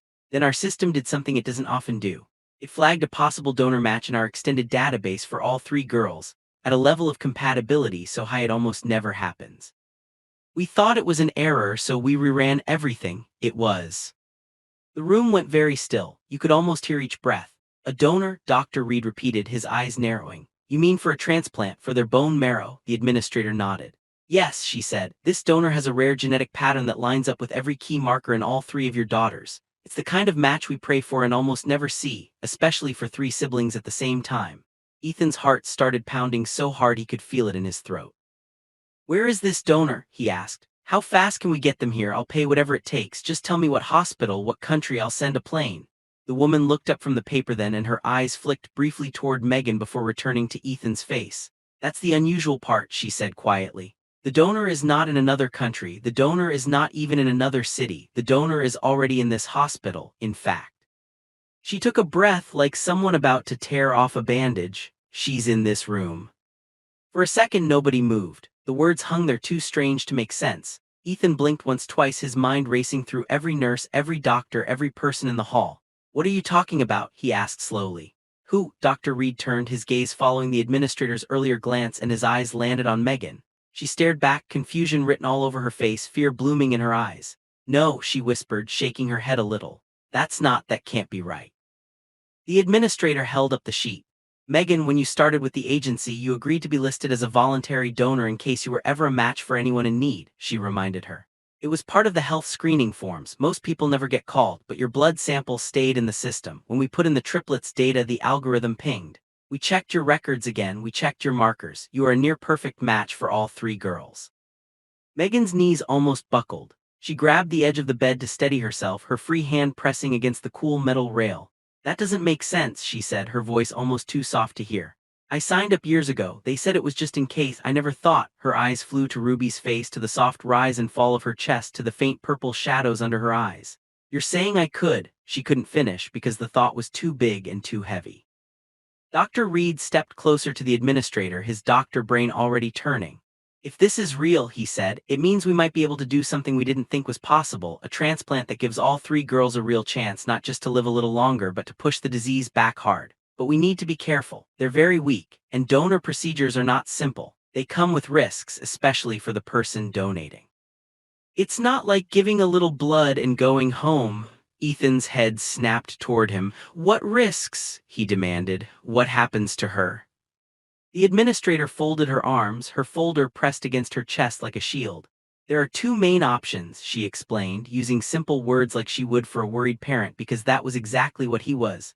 One is drawing stem cells from her blood over several hours after she gets special injections. It can cause pain, bone aches, fatigue, sometimes worse side effects. The other is surgery to take marrow from her hip bones. That means anesthesia, needles into the bone, days of pain afterward, and a small but real chance of complications. Infection, bleeding, in very rare cases, something more serious. She looked at Megan. You would be out of work for a while, you might not be able to walk easily for some time, you might have long-lasting pain, and that's assuming everything goes right. Ethan clenched his fists. And if she doesn't do it? He asked, his voice harsh even though he didn't want it to be. What happens to my girls then? Dr. Reed answered quietly.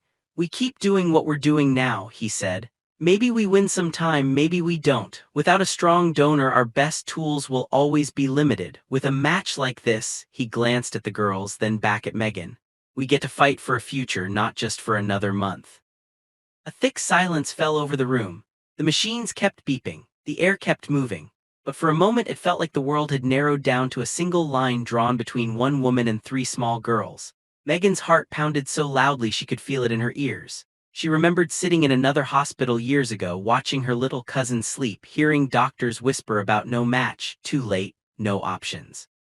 She remembered the helplessness, the way it had eaten at her long after the funeral, turning into a quiet promise that she would never turn away from someone in need if she could help. She just had not expected that need to look like three little faces she already loved, in a house that had never really been hers. Why me? She whispered. How can I be such a good match for them? They're not my family. The administrator and the doctor exchanged a glance. Dr. Reed cleared his throat. That's the other strange thing we found when we double-checked the lab, he said. A match this strong is rare between strangers. In fact, it almost never happens. It usually means either an exact sibling or very close blood or a connection somewhere in the family tree. Megan stared at him, her heartbeat slowing and speeding at the same time. What are you saying? She breathed. That's some old ancestor and I have the same blood. He shook his head slowly. I'm saying when the system pinged your donor file, he answered carefully, we were required to pull up all related paperwork. There was a note in your profile from the initial screening that flagged something unusual years back. You told the nurse at the time that you never knew your father. That your mother worked for a company whose owner vanished from your life before you were born. He glanced at Ethan then and the world seemed to tilt. Her mother's name is on your old company records, Ethan, he said quietly. She worked for you a long time ago at your first office before you were married. Human error or fate or something else put that note beside her donor file. We ran one more test to check a theory. The administrator slid another paper out of the folder, this one shorter with far fewer lines. We matched part of your DNA from past surgery records, Mr. Cole, with hers, she said. We ran it 3 times to be sure. There is no doubt, she is not just a donor who happens to match your girls, she is your daughter. The world did not explode. The machines did not stop. No one screamed. But inside Ethan, something massive cracked wide open like a wall giving way after years of quiet pressure. He stared at Megan, really stared, for the first time, not as a worker in his house, not as a risky maid who broke his rules, but as a piece of his own life he had not known was missing. Little things flashed through his mind. Her eyes that had always felt oddly familiar, the way her jaw tightened when she was angry, the way she stood when she was stubborn. He saw a teenager's face now, a young woman's face, and layered over it in his memory the face of a girl he had once known, a girl who had worked at the front desk of his first small office, who had laughed softly and said she liked the way he dreamed big. A girl who had left suddenly without much explanation right before he met the woman who became his wife. He had been too busy chasing success to look back. He swallowed hard. His voice, when it finally came out, sounded like it belonged to someone else. That's impossible, he said, but the word felt weak even as he spoke it. No, the administrator said quietly. It is. The tests don't lie. You may not have known, you may not have chosen it, but the blood doesn't care about that. Megan is your biological daughter, and the triplets are her half-sisters. Megan stood very still, her hands still wrapped around Ruby's, but everything inside her felt like it was spinning. "No," she whispered, though she didn't know if she was denying the science or the story. "My mother never told me his name. She said he wouldn't care. She said he only cared about work. She said," her voice cracked, "she said he would never want to know me." Her eyes filled with tears that spilled over and ran down her cheeks. She had made peace, or told herself she had, with the idea of not having a father. She had built her own life, found her own way. Now in one moment the man who had hired her without really looking at her had become something else. Someone who should have been there when she fell off bikes as a kid, someone who should have been in her school audience, someone who should have known her favorite ice cream flavor before he knew her cleaning schedule. Ethan's lungs felt tight. He thought of every time he had walked past her in the hall without really seeing her. Every time he had spoken sharply, not out of cruelty but out of fear, but still sharp enough to sting. "What have I done?" he murmured, more to himself than anyone else. Dr. Reed cleared his throat gently, pulling them back from the edge of an emotional cliff. "This changes a lot," he said, "but right now we cannot let it distract us from the other fact. We have 3 very sick girls in need of a donor. We have one donor who matches them perfectly. We now also know that donor is not just a stranger but part of this family. That may make the choice heavier, it may make it easier, or both." He looked at Megan. "You do not have to say yes," he told her firmly. "I need you to hear that. Even as a doctor who wants every tool in the box, I cannot force you. No one can. This is your body, your pain, your risk. You have a right to say no." The administrator nodded. "If you say no," she added, "we will mark it as your decision and protect you from any legal trouble over it. No one can punish you for choosing your safety." Her eyes slid briefly toward Ethan, a quiet warning that made him bristle. He looked back at Megan, and in that moment all the power he usually carried with his name and money felt small. He could not buy this, he could not sign for it. He could only stand there as a man who had just found out he had another child, and ask her for more than anyone should ever have to give. Megan wiped her cheeks with the back of her hand, her fingers trembling. She looked at Lily and Chloe through the glass, their little faces pressed against the window from the other room where a nurse had taken them when the grown-ups needed to talk. She looked at Ruby, still lying there, still breathing, still fighting even after the clot, her small fingers curled around Megan's thumb like a promise. She thought of her cousin again, of that little voice asking if flowers missed her. She thought of all the times she had told herself, "If I ever have a chance to help someone like that, I won't be afraid." She took a slow breath in and let it out. "If I say yes," she asked quietly, "what exactly happens?" Dr. Reed explained in simple words, step by step. The injections, the collection, the hospital stay, the pain, the tiredness, the risks. He didn't hide anything. Megan listened without flinching, even when he talked about needles in the bones. At the end, she nodded slowly. "Okay," she said, "then I know what I'm agreeing to." She turned to Ethan, and for the first time since the news, she looked at him not as her boss, not as the man who stood at the head of the long dining table, but as the father life had kept from her and then dropped into her world in the strangest way. "You didn't know about me," she said softly. "I'm still trying to accept that, but your girls, they didn't choose any of this either. They didn't choose to be sick. They didn't choose to be born into a world that hurts this much. If my body can give them a chance at more birthdays, more pancakes, more silly songs, then I can't say no just to keep myself comfortable." She swallowed, her eyes shining. "I'm scared," she admitted. "I don't want to lie, I am scared, but I am saying yes." Ethan let out a breath he hadn't realized he'd been holding, and it came out like a sob. He stepped forward, then stopped, as if unsure if he had the right to move closer. He had hugged his daughters thousands of times. He had wrapped his arms around them in fear and joy. But this was different. This was a woman who had grown up without him, who now stood here offering to bleed and ache for children he had raised while never knowing she existed. "Megan," he said quietly, her name unfamiliar and heavy on his tongue in a new way. I have no right to ask you for this. I failed you before I even knew you were mine. I don't know how to make that right, but I am begging you for them, not for me. Whatever you need for the rest of your life, if you do this, I will be there, not as a boss, as a father, if you'll let me." Tears spilled over again, hot and unstoppable. "I should have been there from the start," he whispered. "Maybe this is my second chance. If you give it to me." She stared at him, the weight of those words settling in her chest. For a long moment she didn't answer, then slowly she nodded once. "Second chances hurt," she said, "but they're better than never trying." She glanced at Ruby. "This isn't about being your daughter right now," she added, and her voice, though soft, was firm. "This is about being their sister. I want them to know that even before any papers say what we are, someone in their family fought for them with everything she had." Dr. Reed stepped in, breaking the moment before it shattered them all. We'll schedule the procedure as soon as possible, he said. We don't have much time, but we need a few days to prepare both Megan's body and the girls. It will be hard, very hard, but if it works, it could give them a whole new path. He looked at Megan. Once we start, there's no turning back, he warned. You understand? I understand, she said. Let's start. The next days were some of the longest in all their lives. The house felt like a bridge between fear and hope, every hallway holding its breath. At the hospital, Megan received injections that made her bones ache deep inside, a heavy, pulsing soreness she had never felt before. She didn't complain, but at night when she lay in the narrow bed, she had to bite her lip to stop from crying out. Dr. Reed had warned her this would happen. This means your body is making extra stem cells, he had said, trying to comfort her. Those are the ones we need to help the girls. She held on to that thought like a rope. Every pain, every wave of nausea, every sleepless hour became a kind of strange gift she hoped to pass on. Ethan visited her room often, unsure where to sit, unsure how to act. Sometimes he brought coffee or a blanket, simple things that felt too small for the huge debt growing between them. Sometimes he just sat in the corner chair and watched her breathe, the same way he had watched his girls, still trying to understand how he had missed half his own story. One evening, as the sky outside turned purple, he spoke without looking at her. Your mother's name was Carla, right? He asked. Megan turned her head on the pillow. Yes, she said quietly. You remember her, his jaw tightened. I remember a girl who worked the phones at my first office, he said. She was kind, I was stupid. I thought I could chase everything at once: money, success, attention. When the company started to grow, I pushed away anything that didn't fit in my new image. She laughed. I told myself it was just life. People come and go. I never thought about what else that meant. He swallowed hard. If I had known she was pregnant, he didn't finish because even his imagination couldn't fill that gap without hurting. Megan looked at him, really looked, and saw something she hadn't allowed herself to see before: regret. Real, raw regret. We can't go back, she said softly. We can only decide what we do with today. Today I'm here. Today I'm saying yes. What you do with tomorrow is on you, he nodded slowly.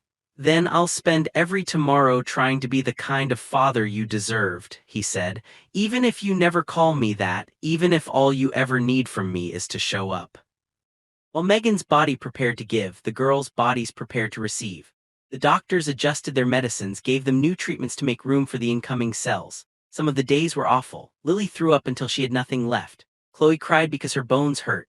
Ruby drifted in and out of sleep, murmuring about lanterns and butterflies. Through it all, Megan visited when she was allowed, even though walking from her bed to theirs sometimes felt like climbing a mountain. She sat beside them and told them the truth in words they could understand. The doctors found something special in my blood, she explained. It's like I have extra little helpers inside my bones that match what your bodies need. They're going to take some of those helpers and put them in you. It will hurt for a while, it will be scary, but if it works, your bodies might be able to fight back better. Lily frowned. So it's like we're borrowing your superpower, she asked. Megan smiled weakly. Exactly, she said, and I expect you to use it well, no wasting my superpower on silly things. Chloe looked from Megan to her sisters. Does it mean we're really sisters now? She whispered. Not just because you say it, but because the inside stuff matches. Tears filled Megan's eyes. Yes, she said, it means that even inside where we can't see, we belong to each other. Ruby's voice was small but clear. Then I'm going to fight, she said, because I don't want my sister to hurt for nothing. The day of the procedure felt like a storm with no rain. Everyone was tense. Everyone was quiet. Megan was taken to one room, the girls to another area, separated by walls but connected by the invisible path their blood would soon share. As they wheeled Megan toward the operating room, Ethan walked beside her bed. You don't have to be brave, he told her. Not for me. If you're scared, you can say it. She let out a shaky laugh. I'm terrified, she admitted, but I'm more scared of doing nothing. She reached out and grabbed his hand for the first time, their fingers curling together in a clumsy grip. If something goes wrong, she said quietly, take care of them, all four of them, my three sisters and my mother, wherever she is. Tell her I tried to fix something. His eyes filled with tears. Nothing is going to happen to you, he said, but his voice cracked. And if it does, I will carry what you did every day of my life, I promise. He squeezed her hand once more, then let go as the doors swung shut and the lights above her turned into a blur. The hours that followed were slow torture. Ethan paced. Mrs. Johnson prayed, hands clasped tight. The nurses moved with focused calm. Dr. Reed traveled between rooms like the center of a wheel, checking on both donor and receivers, his jaw tight, his eyes tired. At one point he stepped into the hall where Ethan sat with his head in his hands and said, the collection went well. We have what we need. Now we move to the girls. This part is slow. Don't panic if you don't see big changes right away. This is not a movie, it's a long fight. Ethan nodded, but his stomach refused to settle. He had closed huge deals that took less time than this waiting. He had signed contracts worth billions with a steadier hand. But now, with his fortune useless against the ticking of the clock, he felt smaller than he had ever felt in his life. Finally, after what felt like days, they began to see small signs. Not miracles falling from the sky, not sudden leaps, but tiny, stubborn shifts. The girls' fevers, which had stayed high for so long, began to come down a little.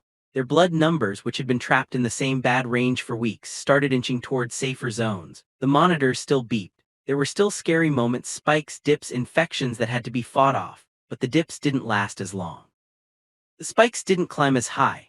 It was like watching three tired little fighters finally get the backup they had needed all along. Meanwhile, Megan lay in her own bed, pale and exhausted, her hips aching, her body drained. It hurt to move, it hurt to breathe. But when Dr. Reed came in and told her the latest numbers, a soft smile spread across her face, even through the pain. "So my little helpers are doing their job," she murmured. "I knew they were stubborn like me."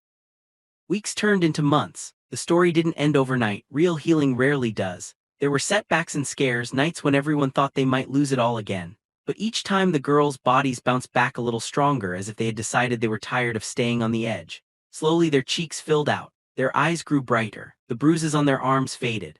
One day Lily stood up beside her bed without help and took 3 shaky steps. Everyone in the room stopped what they were doing to watch. She wobbled like a newborn fawn, but she didn't fall. "Did you see that?" she gasped, grinning wide.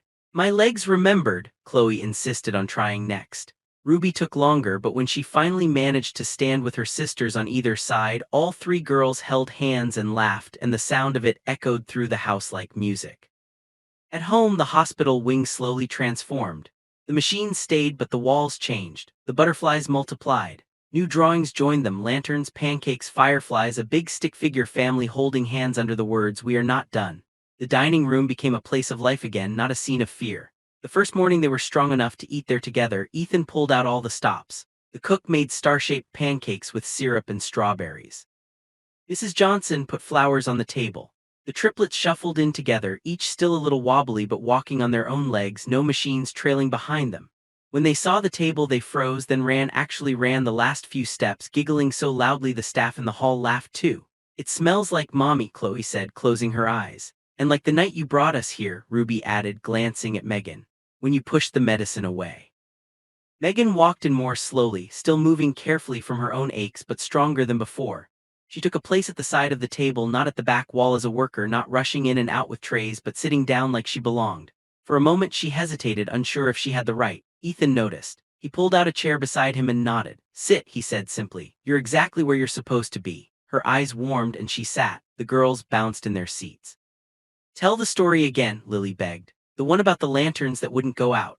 "And this time," Chloe added, "you have to add the part where the lanterns got help from a bigger lantern who didn't know she was part of the same light."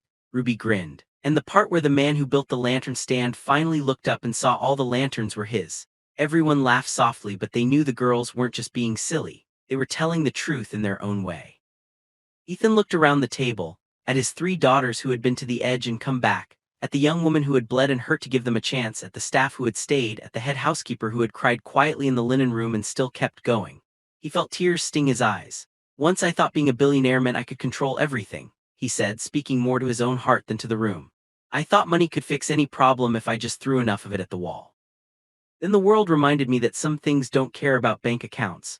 Disease doesn't, time doesn't, regret doesn't, but love." He paused, his voice thick. "Love finds ways money can't. It finds daughters you didn't know you had. It finds maids who become sisters. It finds second chances in hospital hallways." He looked at Megan. "I missed your whole childhood," he said. "I can't change that, but if you will let me, I want you in every chapter from here on out. Not just as someone who works for us, as someone who belongs with us." The girls didn't wait for her answer. They answered for her. They slid off their chairs and ran around the table, wrapping their arms around her waist as well as their small arms could reach. "You're our big sister," Ruby declared. "You don't get to say no." Chloe nodded firmly. "You gave us your inside superpower," she said. "That means you're stuck with us forever." Lily laughed. "We have rules now, no leaving without permission." Megan laughed and cried at the same time, hugging all 3 of them close, feeling their warm little bodies pressed against her, hearing the strong, steady beat of their hearts. "Okay," she whispered. "Okay, I'll stay." She glanced at Ethan, and this time there was no hesitation in her eyes. Dad, she said softly, testing the word like a new song, we should probably talk about a lot of things later. His eyes flooded. He nodded. We will, he said, every day if you'll let me. Months later, the story of the billionaire and his daughters and the maid who did the unthinkable spread far beyond the walls of their house. People heard about the rare donor match, about the near disaster in the dining room, about the secret daughter and the second chance. Reporters called. Headlines tried to make it sound like a fairy tale, but the people who had lived it knew it wasn't magic. It was nights of crying. It was fights and fear and hard choices. It was science and prayer and pain and stubborn hope tangled together in a way no one could fully explain. One afternoon, as the girls played in the garden that had once seemed like a dream far away, chasing butterflies that looked a lot like the paper ones on their wall, Megan sat on a bench watching them. Her body still ached sometimes. She still woke up at night with flashes of the hospital. But when she saw all three of them running, laughing, breathing deeply in the warm air, every ache felt like a fair trade. Ethan sat beside her holding 2 cups of coffee. He passed one to her. Do you ever wish it had gone differently? He asked. That we had found out about each other under easier circumstances. She thought for a moment, watching Ruby fall into the grass and pop back up, watching Lily help Chloe climb a low tree branch. Sometimes, she admitted. Then I remember my cousin. I remember promising myself I would not let fear stop me next time. If we had met before this, maybe I wouldn't have been there with them. Maybe someone else would have come. Maybe the match wouldn't have been found in time. It hurts that we lost so much time, but I'm glad we didn't miss this part. She nodded toward the girls. This part is worth every hard thing we walk through. He smiled, a real soft smile that reached his eyes. You know, one day they're going to be old enough to understand all of it, he said. The sickness, the donor, the secret, they'll ask why it had to be so hard. Megan took a sip of her coffee, feeling its warmth spread through her. Then we'll tell them the truth, she replied. We'll tell them the world can be unfair and cruel and beautiful at the same time. That money can't fix everything, but kindness can change more than we think. That sometimes the people who save us aren't the ones with medals or titles, but the ones who stayed when the room was dark. She looked at him. We'll tell them never to give up on second chances, or on miracles that look like ordinary people doing brave things. The girls ran over then, cheeks flushed, hair messy, eyes bright. Come play, Ruby shouted. You're sitting like old people. Lily giggled. Race you to the gate. Chloe grabbed Megan's hand. No excuses, she said. You said we have the same inside power now. Megan laughed and stood, her muscles protesting but cooperating. Ethan stood too, rolling his shoulders like a man much younger than his years. You're on, he said, but just remember, your dad used to win every race in his neighborhood. Yeah, like 100 years ago, Lily teased. They all lined up at an imaginary starting line. For a second, Megan looked up at the sky, the blue wide and open above them. Thank you, she whispered inside her heart, to God, to the doctors, to her cousin's memory, to every small choice that had led her here. Then she looked down at her sisters, at the man beside her, at the life in front of her. On 3, she said, grinning. 1, 2, 3. They ran, not fast, not perfect, but together, feet thudding on the path, laughter floating through the air like music. If you have ever felt like everything was over, like the numbers and reports and bad news had written the last line of your story, let this be your reminder that the last line is not decided until the author of life says it is, and he can use the most unlikely people in the most unlikely places to write a new chapter. Sometimes the miracle is not that the sickness disappears in an instant, but that hearts change, families are rebuilt, and courage shows up in the hands of a maid who becomes a sister, in the tears of a billionaire who learns to kneel, in the small, stubborn breath of a child who refuses to let go. If this story touched your heart, if it made you cry or hope or believe even a little more than before, don't keep it to yourself. Hit that like button, share it with someone who needs a reason not to give up, and tell us in the comments where in the world you're watching from and what part moved you the most. And if you want more powerful, life-changing stories like this, full of twists, tears, and miracles you don't see coming, make sure you subscribe to this channel to support our growth, so we can keep bringing you stories that remind you that even in the darkest hospital wing, the light is never truly gone.